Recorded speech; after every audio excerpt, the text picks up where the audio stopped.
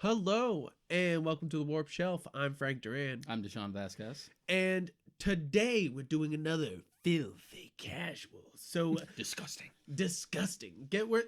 What that means, if you haven't been here before, is we're gonna just talk about stuff we've seen lately, topics that we've been thinking about. Just generally what we're up to. Generally what we're up to. Basically what most podcasts do, but we don't because we're different. We're different. But, we do every other week. We have our more concentrated topic podcast. Yeah. Like last week we had Rocky. But all the Rocky movies, check that episode out. But today, what you been up to, Deshaun? What have I been up to? I've mentioned book club in previous episodes before. We just finished Jurassic Park. Yeah. It's a great fucking book. That's a good book. It's better than the movie. Yeah, definitely. Guys, if you want to join a book club, please talk to Deshaun and his group. They Probably not. Probably not. Probably not, but you could read along. But it is something that I've thought about, maybe potentially, as the actual Warp Shelf Discord gets bigger and we get more people on. Yeah. That would be a fun thing to do, but for right now, it's still a little sparse. Yeah. All right. But it is a good idea just to get people engaged and to get people to read more. Yeah, exactly. Because great book. It makes me almost wonder what an alternate universe Jurassic Park film would have been like with James Cameron directing. Yeah. Because he had pined for the rights to it before Steven Spielberg got his hands on it. I didn't know that. And he describes it mine would have been more faithful to the book and darker, but maybe not as good because the level of prowess that Steven Spielberg had for that film. It's true. So it's good for him to concede. It's just it probably wouldn't have been as good, but it would have been more faithful to the book.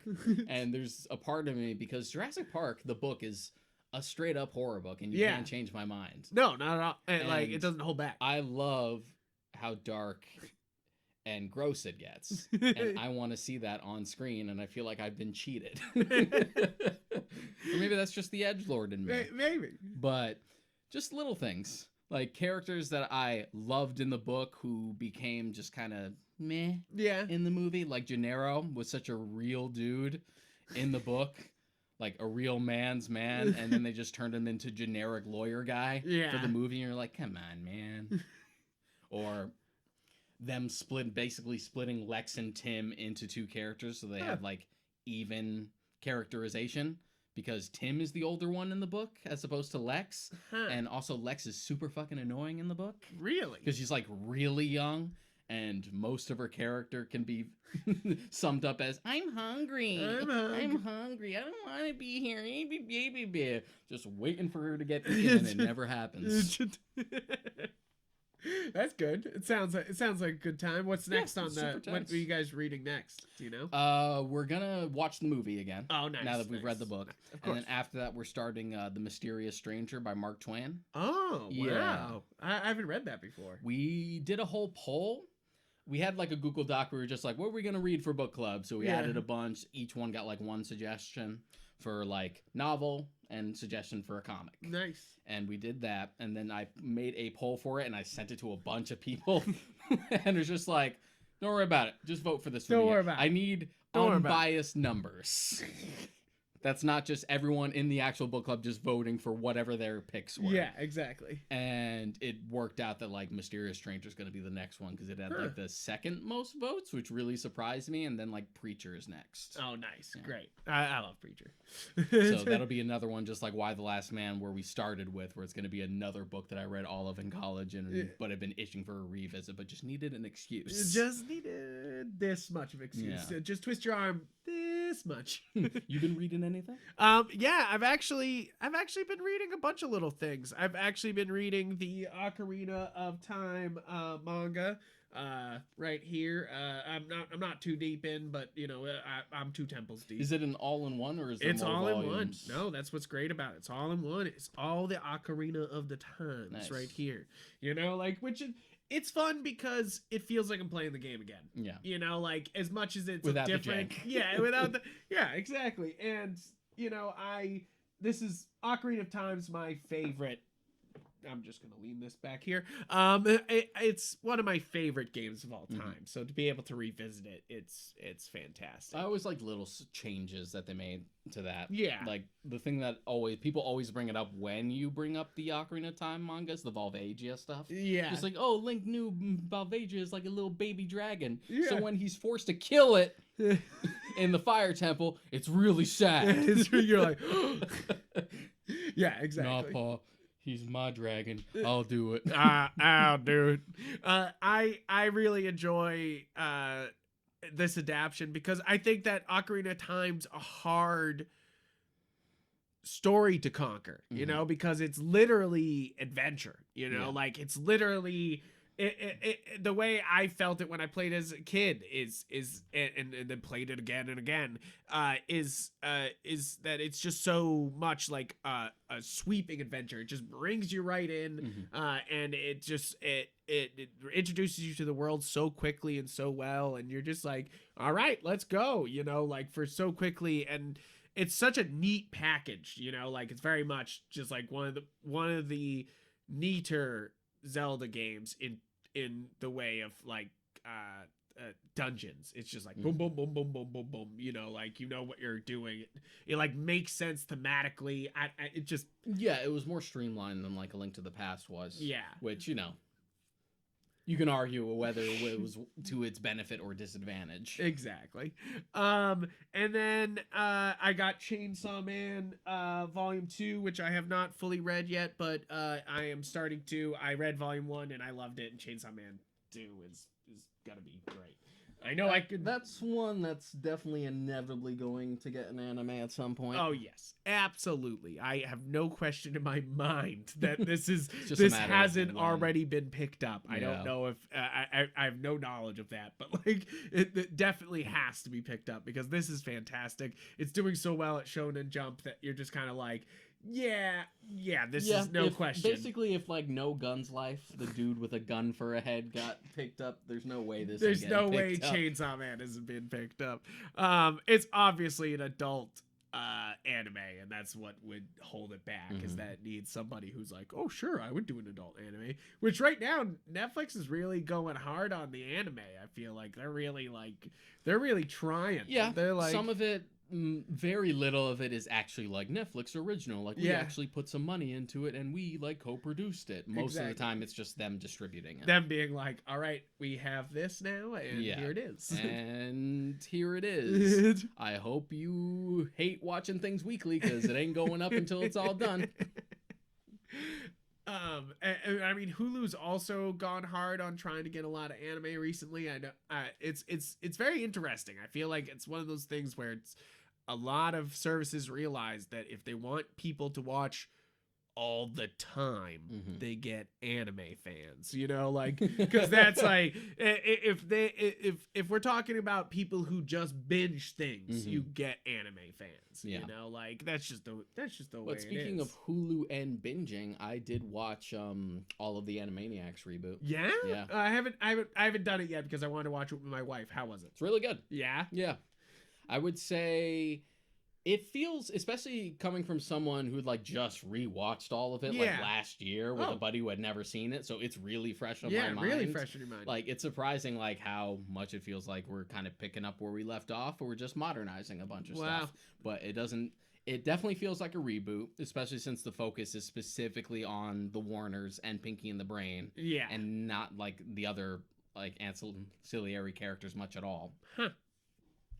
But like the sense of humor is still on point. Like it's good that they got all the voice actors back. It still feels like that perfect balance of Animaniacs, where it's like that zany Looney Tunes style comedy, but also with the more like risque humor that adults will get that'll go right over kids' heads. And because it's on Hulu now, doesn't have to deal with a network, they do a little, they lean a little more adult this time. Yeah, they push the envelope a little harder now. So it's fun.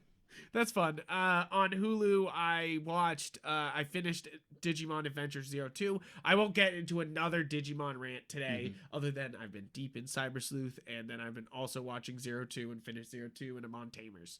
But basically, I like 02. I thought Digimon Adventure 02, I love the grown-up, older Digimon Digidestin being there. I love that. I think that makes this whole show and it really carries it, because the new characters are good, but you're kind of like, give me the original characters as grown-ups. You're like give me some of that.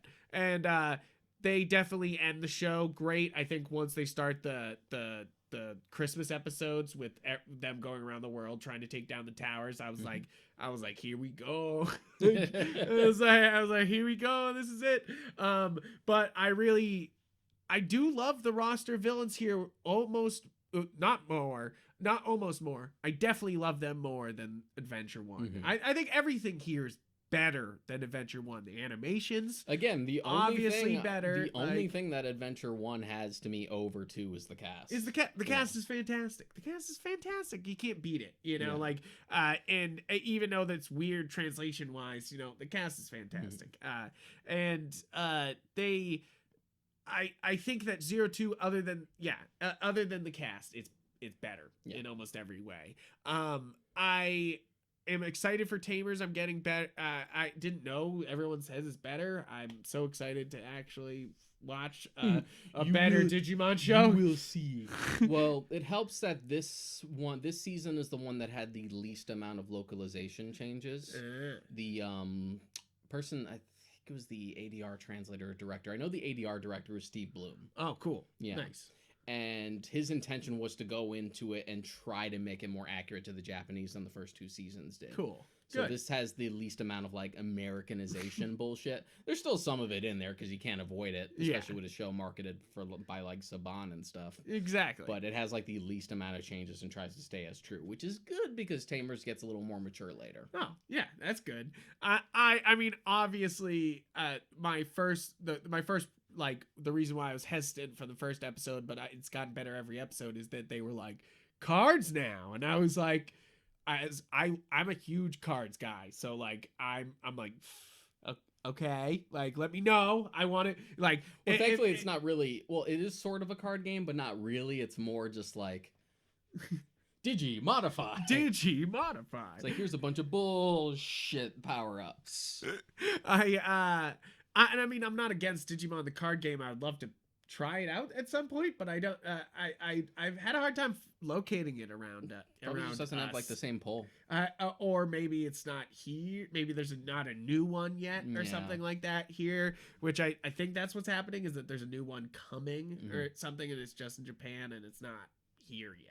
So but tell me why Gilmon is the coolest rookie level Pokemon you've ever seen, because he's a fucking red raptor. Yeah, he's a red raptor, but it's the voice acting that gets me. The voice acting of all the Digimon and Tamers is actually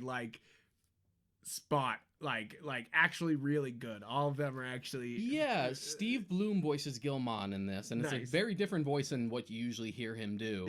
And he's doing a Stitch slash he's like Gilmon.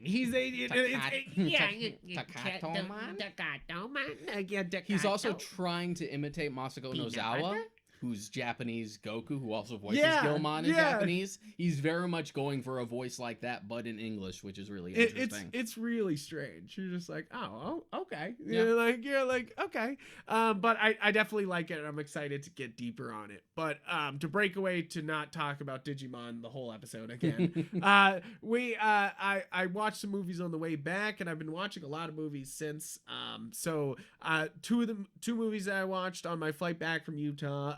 Which, yes, I'm tested. I'm negative, so good, thumbs up. Good stuff. But I saw Spies in Disguise, Will Smith, Tom Holland animated movie. Actually, really solid. I really enjoyed it.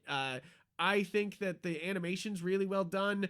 The characters are fun. I think Will Smith's really good as the top secret agent, he always is, and he's played this role before, but you're kind of he's doing like the top, like Bond level, you know, and I think this movie probably didn't get the right amount of spotlight it probably should. This one flew under a lot of people's radar, and I think it's actually a pretty good movie. Like, okay, it wasn't really advertised that well. It just looked like generic kid fodder to me. But that's the thing, is all the moments I loved weren't in any of the trailers. Like, all the moments that made... How much of the movie is Will Smith as a bird? Pretty much most of it. Because that was like another thing that sort of bothered me. It's just like, can't we just have a movie where Will Smith plays a spy? Do we have to have him turn into an animal? He's a spy for first half an hour, and they do the whole like Bond opening where he really gets to fucking show off, you know, like, and then they go into, you know, he gets transformed because he gets blamed for a crime he didn't commit, but it's the villain who can change his face. What is this, Detective Conan? Yeah, so they've been chased. Basically the movie is him being chased down, and Tom Holland. Tom Holland promised him he could turn him invisible. He didn't tell him that drinking the potion would turn him into a pigeon. He meant like visible to people, not actually invisible. And that's the great thing about it, is Tom Holland is such a great character. He's this like wacky inventor, and it's kind of like Cloudy with a Chance of Meatballs, where it's just like, what a wacky inventor type working with a spy, you know, like in that aspect. I liked it a lot. And then I watched 21 Bridges afterward, which I know it's kind of a tone shift, but 21 Bridges, have you seen that one yet? No. Pretty good. I mean, it's, at first I wasn't paying that much attention because it was kind of one of these movies that you're just like, yeah, okay, cop procedural. He's pissed that people kill cops. Okay, yeah. You know, like you're like, I get that. And then it starts to do its twists, and that's where I got into it. Like at first I was like, okay, this is just like a crime and they're hunting down a guy, and then you realize why they're like so like amped on trying to stop these guys, and like then it's twist after twist after twist, and then and even the ending is actually a really good twist ending. You're just like, all right, you know, like in a twist ending in a way of just like, I just didn't see this is the way this would end. But J.K. Simmons is in it, and he's fantastic the entire time, and Mary, and then there's a lot of you know, like really great things going on here for this movie once it gets going, but the start and all the advertisement of this movie did nothing for this movie, you know, like, because this movie's a twist thriller, and they just were like, cops hunting down bad guys, you know, like for the advertisements, which I would not normally jump for, but like it's actually it's like a sort of a French Connection thing where they're like crossing like all of New York to try to stop a dude, you know, like where and that's where I think that's why I kind of dug it, is it's kind of like French Connection but with two black main characters, and you're like, you don't fucking see that often. You're just like, I'll watch that shit. As long as it sprinkles in something that you don't expect, as opposed to just being a generic procedural. Exactly. Exactly. That's where I say that it stands above, is that it does, once it starts introducing its twists, it's actually pretty good. But all the lead up is not. You're just kind of like, okay, just kind of same old. You're like same old. But and then after that, I've been watching a bunch of movies at home. And I watched a weird one the other day, and Johnny Mnemonic. What do you remember about Johnny Mnemonic? Not much, other than it being like the most 90s thing ever. Exactly. I love these movies that are like, we don't understand the internet, but we're gonna make a movie about the internet. You know, like, and this is like, I think this is before, this is obviously before The Matrix. Like, this is because this is like, the graphics are fucking terrible constantly, and it's 1995 for Johnny Mnemonic. Yeah, and Matrix was 99, I think. This is on Amazon Prime, and it's Keanu Reeves, so that's why I brought up The Matrix, you know, like, because it's basically the plot of the movie, so ridiculous. I love this. This is my favorite part about the movie is the plot. Like nothing else matters. It's just that the plot is so fucking weird and 90s that he gave up his childhood memories so he could store memory space of like secret corporations in his brain, and he's got 80 gigs in his brain, and he's able to use a doubler to put 160 gigs in his brain. You're like 160 gigs, holy shit. And then he gets to his next job and it's 320 gigs, and he's like, just do it, just put it in my brain. And he basically fucking fries his brain for the rest of the movie, is him just being like, my brain's melting, because he put too many gigs in his brain, man. Like too many gigs. I love it because, oh my god, 320 gigs. Like this, sometimes these files are that huge, you know, for these episodes.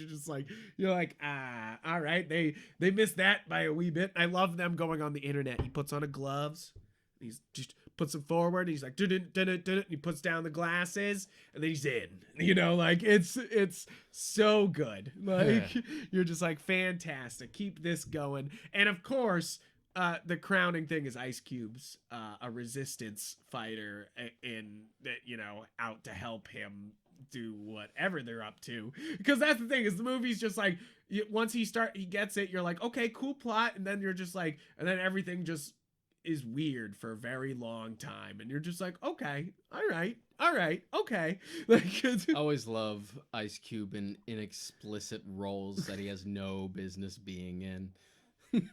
Exactly. Like the second XXX movie, or like Anaconda for some reason. I just like Ice Cube showing up in things he really shouldn't be in. Exactly. But I don't know who owns this. Give us the Johnny Mnemonic sequel, is basically what I'm saying. Is that this movie is fun, even though it's stupid and doesn't make any sense, and it loses all its steam at the end. Somebody could do it better. With Johnny Mnemonic. Give us old Keanu Reeves Johnny Mnemonic. I'm pretty sure it's based on a book. Yeah, so yeah, exactly. So that's what I'm wondering. I was like, where's this all cross over? You know, like I was like, do we have more? Does this have like 4 more books going on here? Could we have like a Keanu Reeves like Johnny Mnemonic universe? What's gonna happen when he reaches a terabyte? What happens? What happens? Exactly. That's what I'm saying, is like, they got to keep that same aesthetic. I want, like, they can't update it at all. They got to like keep this, like, you know, like Lucy style advertisements for the sequel. Yeah. Where it's just like, what happens when she reaches 100%? Just like, what happens when he gets a terabyte? What happens? And then to start the Christmas season off, I watched Home Alone 3, which I've never seen before. That's the one I've seen the most. What? What? Explain. It was on TV so much for me as a kid. Really? That I just saw it, and I saw it a million fucking times because it was always on around Christmas time. That's so funny. And I never saw the first 2 until like years later. What? I grew up watching 1 and 2 all the time. Like, it would just be on at Christmas. Home Alone would be on, you know, like we would watch that. Like, I love...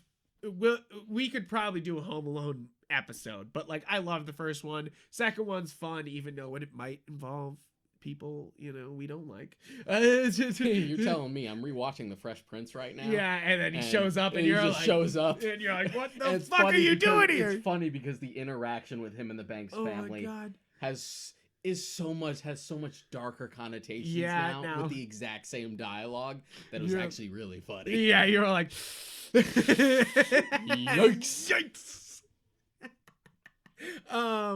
But I've never seen 3 before, and to be fair, I think this is it's still got John Hughes writing it. It's still got John Hughes producing it. It's basically the same thing, but you have different players, you know, like, and to be fair, Macaulay Culkin didn't want to fucking come back. And, you know, I'm sure Joe Pesci didn't want to fucking come back. So like, and sure, you can't replace them. You can't make Joe Pesci not swear in a movie twice.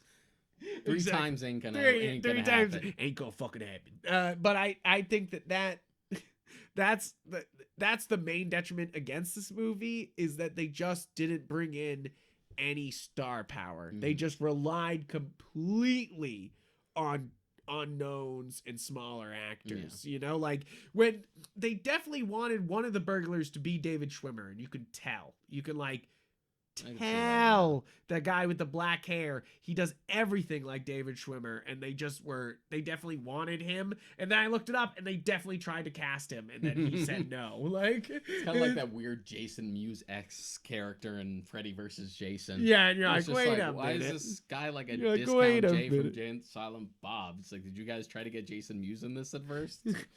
It's one of those things where you're just like, what the fuck?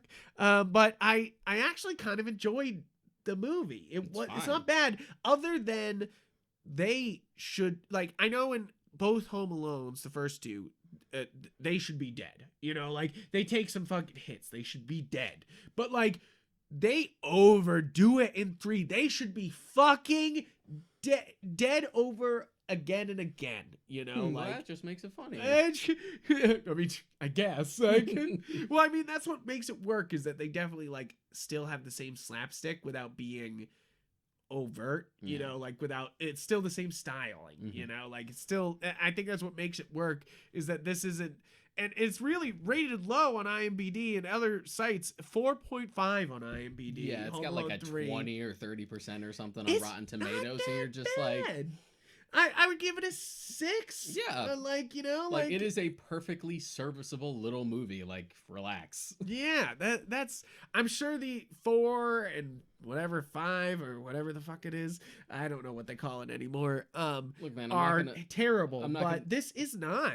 Like, yeah, it's just one of those things where, like, you're not going to argue to me that it somehow disrespected the legacy of Home Alone. The cinematic masterpiece, the cinematic universe. Yeah, exactly. Just like it from the start seemed like an easy franchise to like really milk. Yeah, like the premise. So why not? Why not? I mean, they definitely. You could tell this movie, they were like, should we try to make this a TV show? Like, you could tell, like, they were trying to do that with this. And I'm sure at some point we will have Disney Plus original show Home Alone. Yeah, it seems about guaranteed. Especially by the way everyone's going to watch these movies, is that I just watched Home Alone 3 for the first time, and I guarantee everybody is watching Home Alone 1 and 2. Guaranteed. Like, except me as a kid, I guess. Except you as a kid, which is so funny. So what did you think when you went into 1 and 2? Were you like, oh, these are just the same? Like, or were you like, oh, these are obviously better? But it just seemed like another thing where it's just, no, I kind of just went into it just like, all 3 of these movies are basically the same thing. It's true. It's just a matter of like not having Culkin and Pesci, which you know is a big loss. It's a big loss, especially Pesci. It's a big loss. It's a big loss. That could be a segment, especially Pesci. Especially Pesci. And then the last movie that I just watched last night, because we were just like, when it comes to horror movies, sometimes it's kind of like a roulette wheel. You just like kind of like spin it on Hulu. You're like, what do we land on? And we landed on The Disappointments Room 2016 with Kate Beckinsale. And that's the only real poll there. That is the only star here.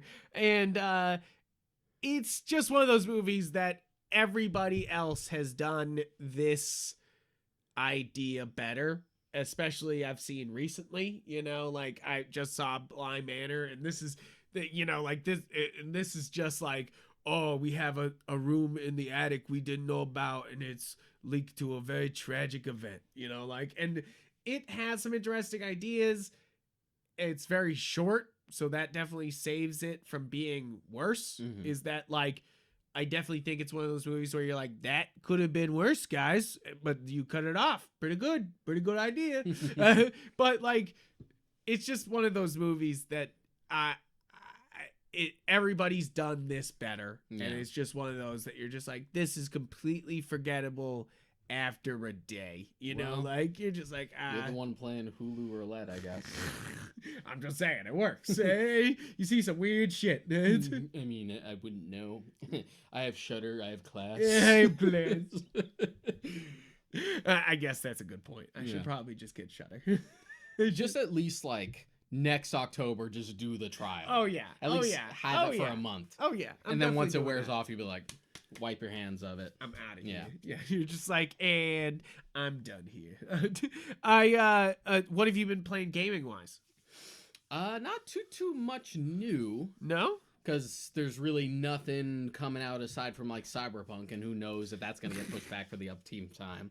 But CD Projekt Red related, I did jump back into Witcher 3. Oh, nice. Yeah. Nice. Because way back when I had the complete edition, I had beaten the base game. I beat Doors of Stone, I think the first expansion is called.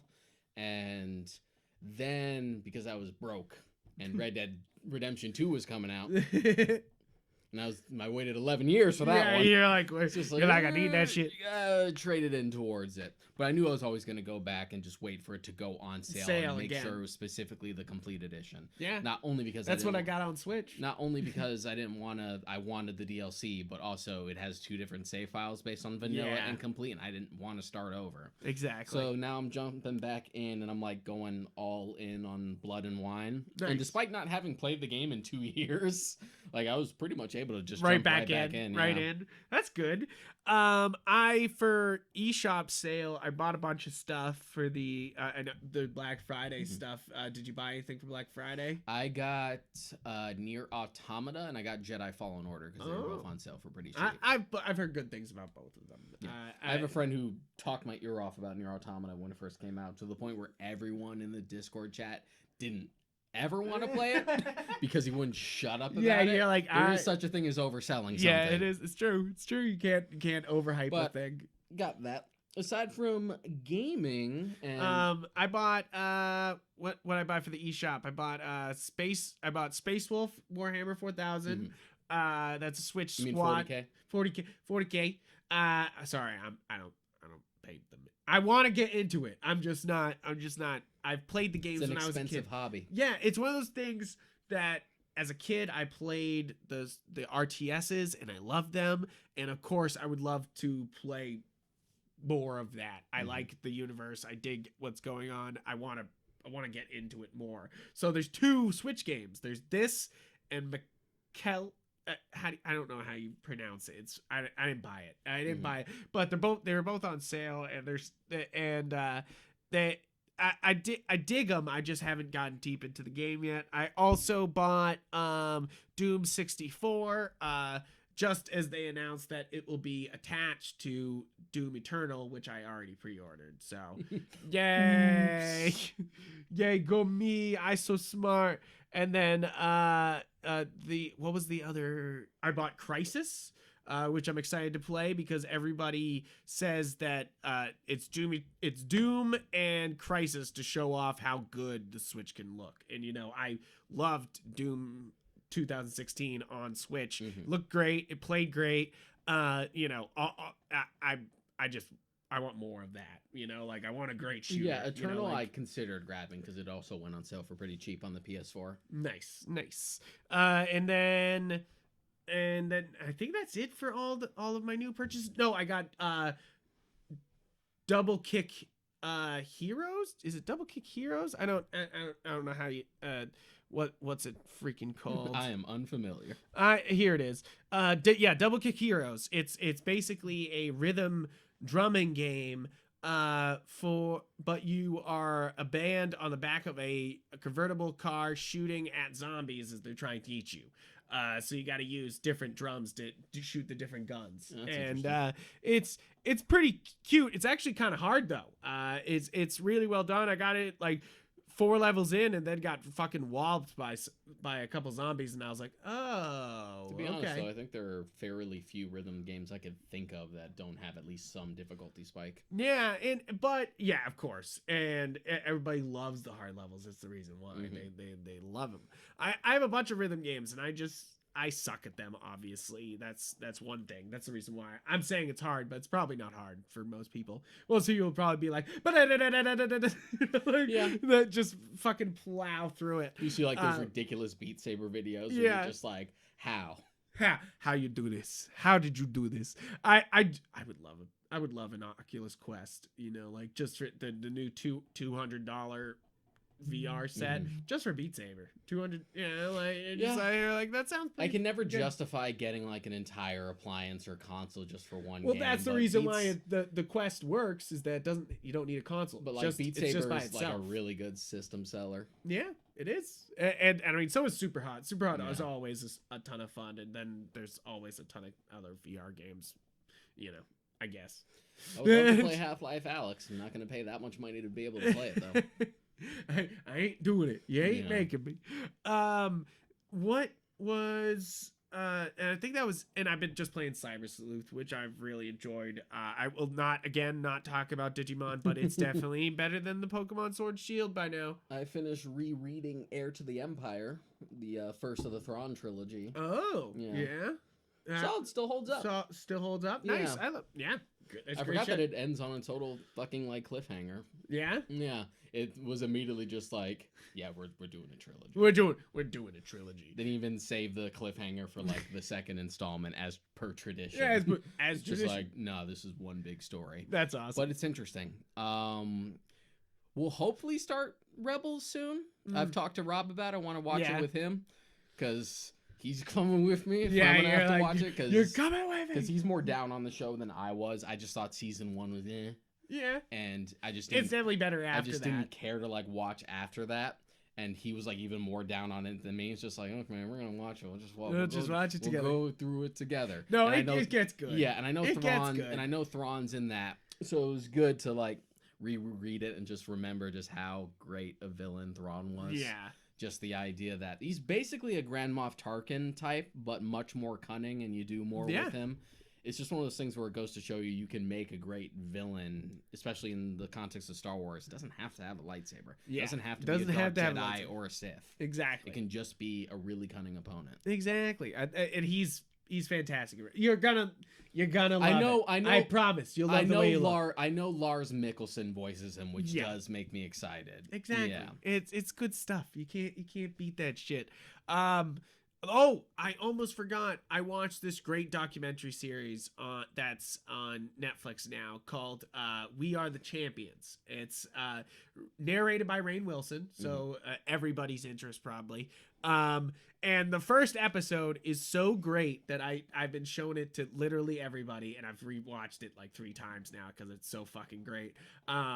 Is cheese chasing. They roll a cheese down the hill, and then they all run after it. This place in England. It's like a small town in England, and that's the big thing. And of course the hill's like this. Like it's fucking angled, and it's such a great little documentary. Even if you don't give a shit, it's cheese chase. It's the one. White amazing people wasting food. It's so funny. Well, no, they eat the cheese afterward. They wrap the cheese, and then they roll the cheese down the hill, and then they eat. Whoever won gets the cheese.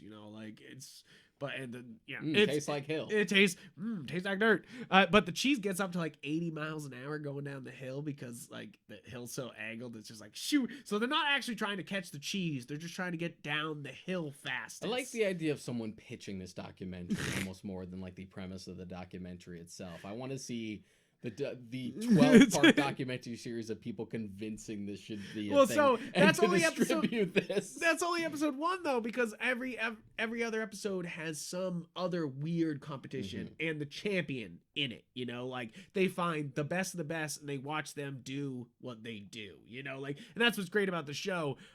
The other episode that I love because I'm a big yo-yo guy. I grew up loving yo-yos, is they have a yo-yo competition one, and it's the yo-yo documentary I've always wanted since I was a kid. It's like interesting. What is it on? It's on Netflix. It's pretty good though. It's like I think one of them's like chili eating, and it's just people being like, oh my god, like dying from eating really hot chilies, and like, this guy's the champion of not fucking dying from eating chilies or something like that. Go for a documentary. And other great little things. They're only like 45 minutes, but it's like Rainn Wilson kills it the entire time. It's such a good little documentary series. You should watch. Absolutely recommend it. You should watch High Score. Yes, I've watched a bit of High Score. Yeah. I dig it. I like it. It's a good little insight into like gaming history, like throughout the eras and like very differing genres. Yeah. So that was really cool. I think it ends with like Mortal Kombat and stuff like in the 90s, like with the creation of the ESRB. Oh man. I'm pretty sure. But yeah, that was pretty solid. But aside from that, the only thing I've really been watching, I needed another disposable sitcom to watch in the background. Yeah. And all of the Fresh Prince is on HBO Max. So I've just been going through that and almost done. Wow. And then aside from that, watching His Dark Materials season 2, that's really good so far. Wait, isn't it called something else now? Isn't the Dark Materials show? Is it called something else? No. Just His Dark Materials. No? Am I thinking of you're probably the thinking wrong of show? You're probably thinking of the name of the books and like the original movie. Yeah, maybe. Yeah, that's the Golden Compass. Yeah. Maybe I'm thinking of something else because isn't that the one with Lin-Manuel Miranda though? Yeah, he's in it. Oh, okay. Maybe I'm just confused. He's slightly miscast, but he's in it. Yeah. Yeah, you don't think he's that great in it? No, he's pretty good for the performance, but he doesn't really emulate the character from the book very well. Okay. And also he's going up against the movie cast, which as bad as the Golden Compass movie was, they really fucking nailed it with that cast.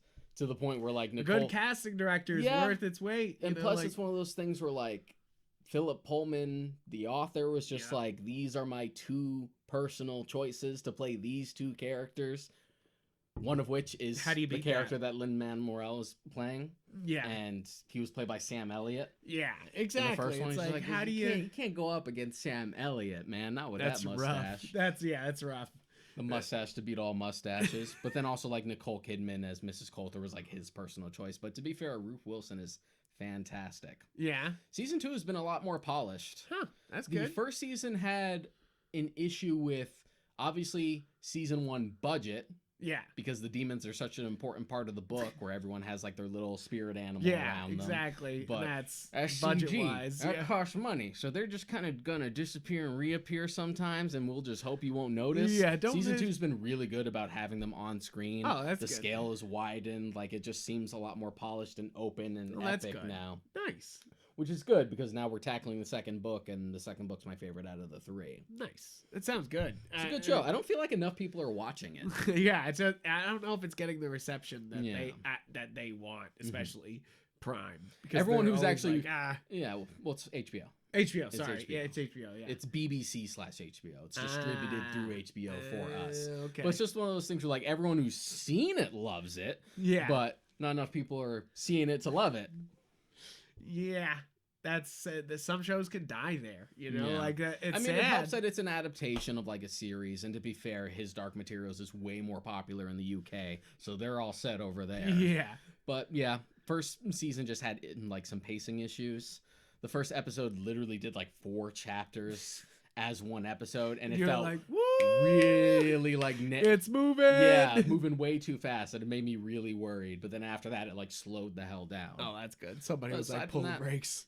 Very fun. I also watched the first episode of The Queen's Gambit, which is pretty good so far. I know everybody's talking. Everybody's talking. First episode was pretty good. I do love though that everyone's into chess. I'm a chess guy. I like playing chess. So like to see people playing chess, you're like, I might download a chess app to play people in chess. Like you're like I might have to beat some fools. I just love seeing Anya Taylor-Joy just continue to kill it with her career. I mean, yeah, true. She's good. And she deserves tons of roles. I think she'd be great in a lot of things. A lot of people have been doing like dream castings of her as different things, and I think that she would be great in a lot of shit. Yeah, she has a lot of range. I think the first time I ever noticed her in something was probably Split, because I had seen Split before I watched The Witch, and then The Witch came after. And you were like, oh. Yeah. Oh, she's scary. It's like, oh, this is someone to watch out for. Like, seriously, she might be behind me. What you doing with that goat? What you doing with that goat? Thompson, what you doing with that goat? I was reading this quote the other day that he was like giving advice to new filmmakers, and he was like, #1, don't put a goat in your first movie because goats don't listen to shit and they don't want you to do anything. Well, everyone gives that advice. Don't work with animals or children. Exactly. He's just like, no, that goat was terrible to me. He says that's the worst part of the movie. That goat was terrible to me. That should have been a quote on the poster from the director. That goat was terrible to me. Robert Eggers. But yeah, that's pretty much it for Filthy Casuals. Yeah, that's what I've been up to. So thank you guys for tuning in, and please tune in next week for a deep dive conversation, and to go back to our other Filthy Casual episodes and catch up with us, see Get what better we're all insight up to. as to like what type of people we are when we're not trying to be intellectuals.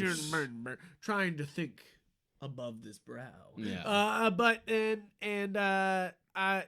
Guys, check out we mentioned it, our Discord. We have our Facebook page. We each have Twitters. I'm Yupfrank. I'm Mudcrack on Twitter and Instagram. I'm also on Instagram. Yeah. I'd like to bring up Instagram because I've been way more active over there lately. I never bring it up, but yeah, it's all my photos. If you like me, I take photography. I do photos. He does like nice. I do landscapes. Actual like artistic stuff. I post nerd shit. All the nerd shit I get. That's what I take pictures of. I put that on my stories. Yeah. So if you want that, there's that. And guys, remember to check out galaxygeek.com where all of this is. You can check out all our past episodes. We're on every service. Check it out. Also, you can see our faces here on YouTube, or you can just listen with your ears in mono on any podcast service. Yes. So thank you guys for tuning in, and I hope you have a great rest of your week. See you next time.